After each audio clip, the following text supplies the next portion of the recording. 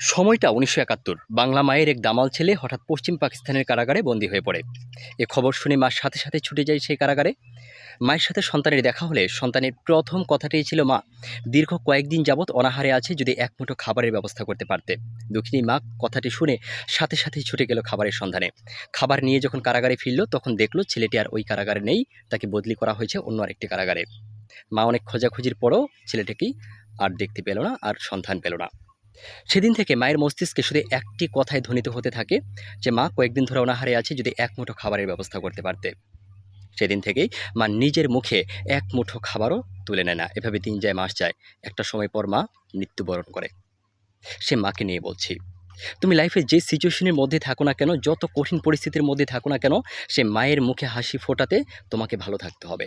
তোমার মাকে ভালো রাখতে গেলে তোমাকে প্রথমত ভালো থাকতে হবে। তোমার সফলতাই তোমার মায়ের সফলতা, এবং মায়ের মুখে হাসি ফোটাতে তোমাকে সর্বোচ্চ ত্যাগ স্বীকারের জন্য প্রস্তুত থাকতে হবে। বলা হয়েছে, তুমি তোমার মাকে ভালো রাখো, সৃষ্টিকর্তা আল্লাহ তাআলা তোমাকে ভালো রাখবেন।